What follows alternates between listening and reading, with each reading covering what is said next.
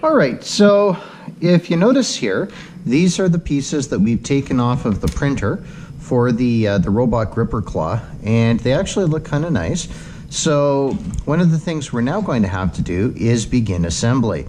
So I'm going to show you the actual gripper claw itself and what it looks like, and then we're going to try and do the assembly based on that. All right, and also the user ATC on Thingiverse has actually showed us a complete picture, so you can always just see what it looks like assembled off of there. Now, a few other things we're going to need to do the assembly of the gripper claw. We are going to need a needle file, and you can take a look at these here. Doesn't matter what shape you use, but you want a needle file that is relatively thin. Doesn't matter if it's square, triangular, or round. It'll have the exact same action on your pieces. All right, we're going to need that. So we have one out. I'm just going to leave that here. You are going to need several 3/4 inch 632 screws. All right. Just talk to me about what 632 means. 3/4 inch is the length of the screw itself. I wasn't able to find any metric screws, so we're using inches for the screws. And you will also need some 632 nuts, just the normal ones, and these can be taken on and taken off of the screw easily. And you're also going to need some 632 what are called lock nuts. All right, a lock nut, it's hard to see from here, so maybe I should open the package a bit, but a lock nut basically has an amount of nylon in it, which actually prevents the nut from coming off. All right, so let's open these two up and I'll show you the difference. Okay, a normal nut here basically can just be slipped on and off of the screw, no big deal. And this one here looks like a regular nut, but when you flip it over, it's got a little ring of plastic in there, and that actually, once it's put on, prevents it from coming back off again. Okay, so that's why we refer to this as a lock nut. All right, and the only thing that you're going to need to know about using fasteners like nuts and bolts is that if you use a 632 screw, in this case a machine screw, you have to use a 632 nut or else the thing isn't going to fit. All right, as for what the 632 means, you can always ask me that after.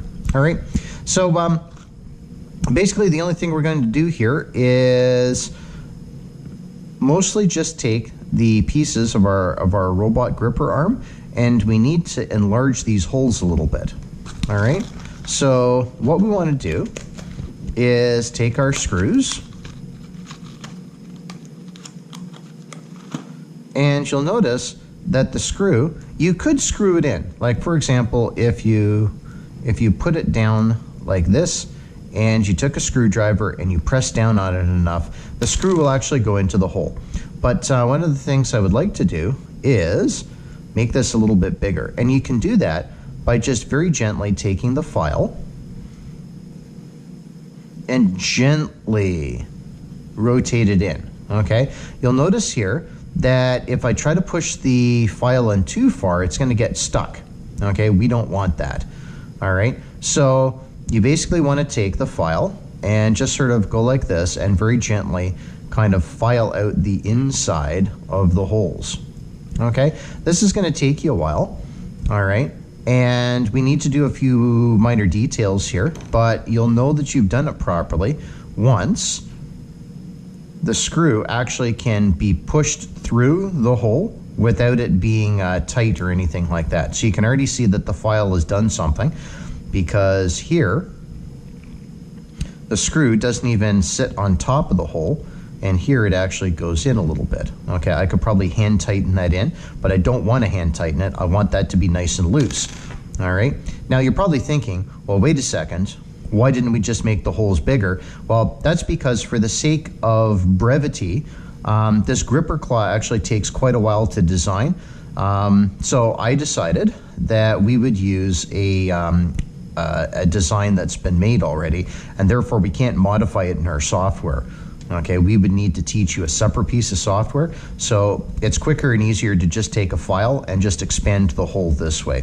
All right, and it's also an important lesson with 3D printing is that if you have a hole that is a little too small and it doesn't quite fit the way that you want, it's okay to take the plastic and kind of file it down a little bit, okay? As long as you're only filing it by millimeters, okay, which is, you know, small modifications to it, then you actually don't really have to worry much about damaging the piece, all right?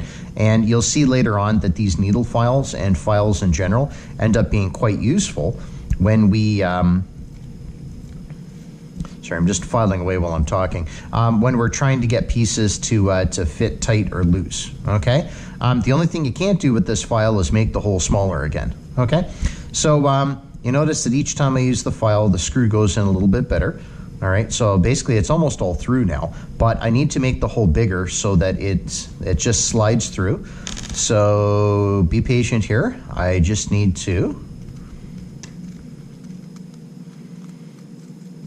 sort of take a little bit more. I know this isn't exactly a wonderful and interesting video, but I just want to make sure that you guys know the rough amount of work involved in doing this. So I'm going to put that in. There we go. I need the hole just big enough that it does this. All right. And the reason why I need this to be a loose fit, not so loose that the screw head pokes through. I mean like this pokes through, but I need the body of the screw to fit through the hole and for it to be nice and loose. All right. This is actually absolutely perfect. All right. So what I would like you to do in the first part of the video is to take all of these pieces and basically file out the holes just enough so that you can fit a screw in, okay? Again, you know, if you get the technique down, it doesn't take as long as it might seem, but you'll need to file these things down. Perhaps if you're working with a partner, like I advise, you might get one person to do some of the design and one person to do some of the hole filing, and then you can always just swap off if you want to, all right? But it's an important part of this. You have to get the screws to fit loosely or else the gripper claw is not gonna work and your motor is not gonna be strong enough to get the claw to open and close, okay? So we want it to be loose, but not too loose, all right? So almost good. Almost good, but I can't quite gently push it through.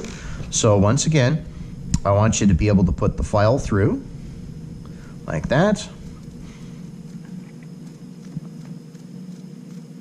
And you just want to file enough so that it goes through, but not much more. Okay, so we're almost there. And one last time should be enough.